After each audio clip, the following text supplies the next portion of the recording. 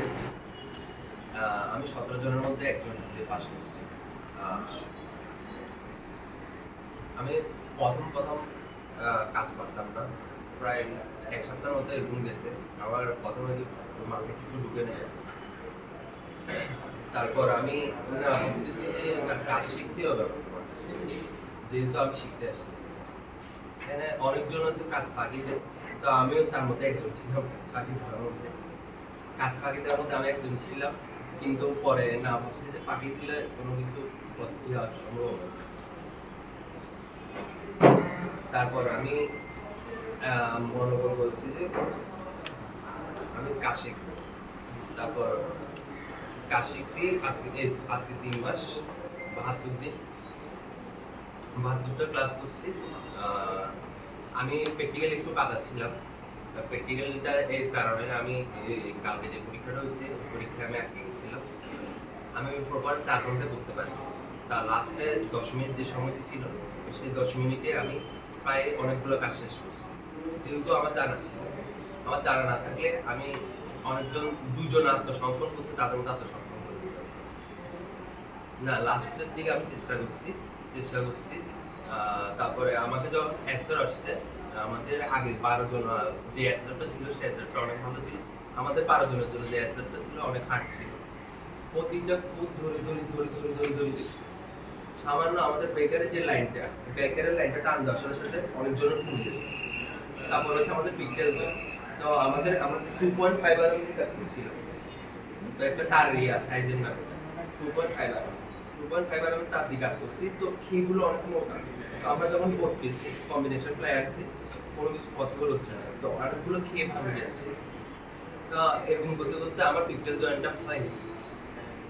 তারপর লাস্টে তো আমাকে বলছে আপনার পিকটেল জয়েন্ট ফাইনে, আমাকে অনেক কথা বলছে, ছাড়িয়ে দিচ্ছে যে আপনার পিকটেল জয়েন্ট ফাইনে গেল। তারপর হচ্ছে আমার বেকারের নিচে যেটা আমার দুটো খুব দোষ, বেকারের নিচে যে লাইনটা দিচ্ছে ওই লাইনটা টান মারার সাথে ঘুরিয়ে আসে গেছে। তারপর এমনি সবকিছু আমার টেস্ট ওকে ছিল। তারপরও আমার পেন্ডিংয়ে রাখছিল, পেন্ডিংয়ে রাখার পর তারপর আমাকে পাস দিচ্ছে।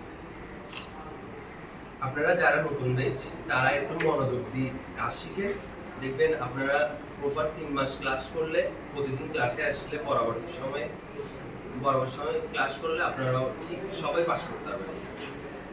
আমরা একটু হেলমেট করছিলাম, আমরা এটাকে এত গুরুত্ব দিই নাই, এটা কিন্তু গুরুত্ব অনেক।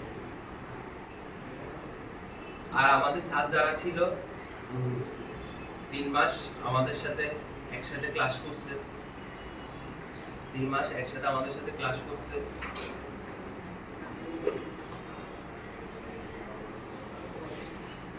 তাদের তো জানি আমি শুরু করব, তাদের জন্য আমি কাজ শিখতে পারছি। অনেক ভালো একটা স্যার অর্ণব ভাইয়ের সাথে আপনারা সবসময় ভালো ব্যবহার করবেন, সম্মান দিয়ে কথা বলবেন, সবসময় সম্মান দিয়ে কথা বলবেন।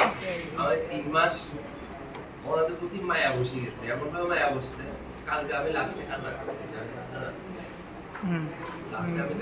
শুধু ওনাদের জন্য। 3 মাস এই 8:30টার দিকে আমি ক্লাস করতে আসতাম, তো 5 ঘন্টা টানা গেছে।